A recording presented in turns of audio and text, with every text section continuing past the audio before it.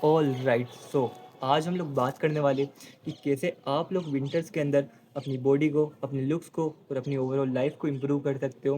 पर हाँ, इस वीडियो के अंदर हम बिल्कुल भी विंटर आर्क्स और नो नेट नवंबर के बारे में बात नहीं करने वाले, क्योंकि अगर आप लोग खुद ही सोचो, अगर आप लोग अपने साल के 3 से 4 महीने को अगर सही भी कर लेते हो, उनमें अच्छे से प्रोडक्टिव हो भी जाते हो, तो उससे आपकी लाइफ बिल्कुल अच्छे से नहीं बनने वाली।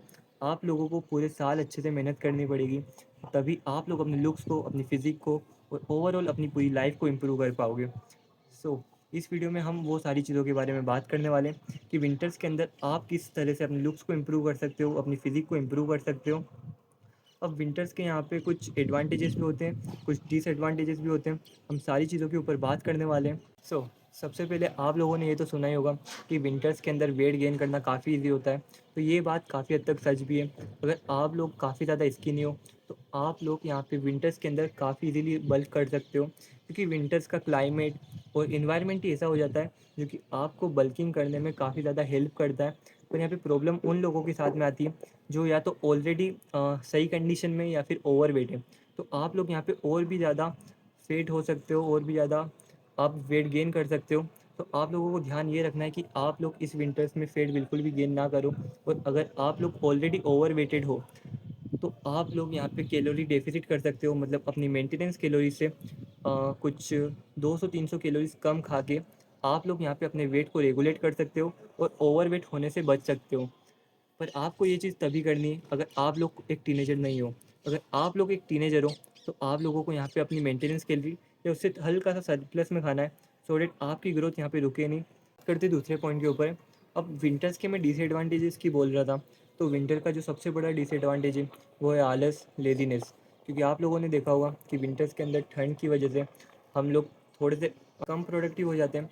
इससे हम अपने वर्कआउट्स को, अपनी पढ़ाई को, अपने सारे काम को थोड़ा थोड़ा स्किप करते हैं, प्रोकास्टिनेशन करते हैं। आप लोगों को यहाँ पे ध्यान ये रखना है कि आप लोग विंटर्स के अंदर बिल्कुल भी ये सारी चीज़ें ना करो, लेज़ीनेस ना दिखाओ, और जैसा चल रहा था वैसे ही चलने दो। आपको ट्राई करना है कि आप लोग अपने पूरे दिन को जितना ज़्यादा हो सके उतना ज़्यादा प्रोडक्टिव कर सको, सो डेट आप लोग अपनी लाइफ को कम्प्लीटली इंप्रूव कर पाओ, अपनी लुक्स को इंप्रूव कर पाओ, अपनी फिजिक को इंप्रूव कर। अगर आप लोगों ने अभी तक वर्कआउट स्टार्ट नहीं किया है, तो तीसरा पॉइंट आपके लिए ये, क्योंकि विंटर्स आपको यहाँ पे एक स्टार्टिंग पॉइंट दे देता है जहाँ से आप लोग अपनी वर्कआउट जर्नी को स्टार्ट कर सकते हो, अपना जिम वगैरह स्टार्ट कर सकते हो। क्योंकि विंटर्स के अंदर लोगों में पहले तो एक साइकोलॉजिकल मोटिवेशन आ जाती है वर्कआउट वगैरह स्टार्ट करने की, थ्रू विंटर आर्क और ये सब। तो आप लोगों का एक स्टार्टिंग पॉइंट बन सकता है यहाँ पे विंटर। तो आप लोगों को विंटर्स को बिल्कुल भी वेस्ट नहीं करना है। अगर आप लोगों ने वर्कआउट स्टार्ट नहीं किया है, तो आप लोग या तो जिम जाओ, या फिर घर पे ही मैंने सीरीज़ बना रखी है कि कैसे आप लोग घर पे ही वर्कआउट कर सकते हो। तो आप वो वीडियो को भी चेकआउट कर सकते हो। तो आप लोगों को यहाँ पे विंटर्स के अंदर अपना वर्कआउट वगैरह स्टार्ट करना है, क्योंकि ये काफ़ी अच्छा टाइम है।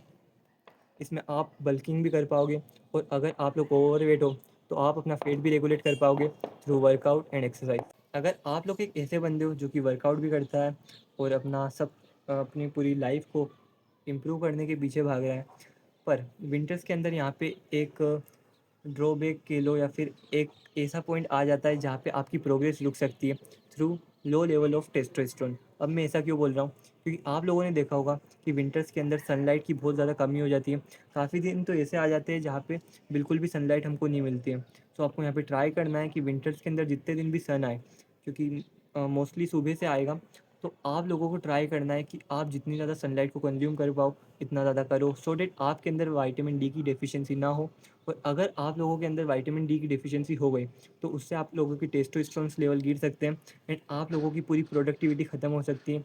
आप लोगों की फिज़िक आप लोगों की फ़िज़िक पे भी इससे काफ़ी ज़्यादा इम्पैक्ट पड़ सकता है। आप लोगों को ट्राई यही करना है कि आप लोग अपनी विटामिन डी की डेफिशिएंसी ना होने दो, और अपने टेस्टोस्टेरोन को गिरने ना दो।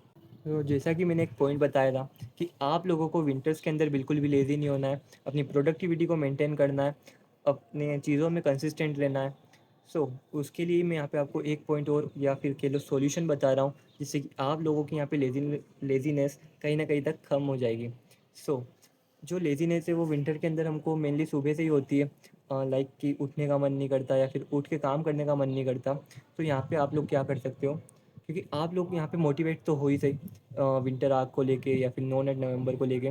किसी की चीज़ को भी लेके। सो आप लोगों को यहाँ पे बस एक शेड्यूल को स्टार्ट करना है। आप लोगों को यहाँ पे सुबह से उठ के अपनी स्प्रिंटिंग को स्टार्ट करना है। मतलब कि आप लोग कभी भी उठो, लाइक 5, 6, 7, बस आप लोगों को ट्राई करना है कि आप लोग डेली 2 से 3 सेट स्प्रिंटिंग के सुबह से ले सको, सो दैट आपकी पूरी बॉडी में गर्मी भी आ जाए और आप लोगों को एक परफेक्ट स्टार्टिंग पॉइंट भी मिल जाए अपने डे को स्टार्ट करने में।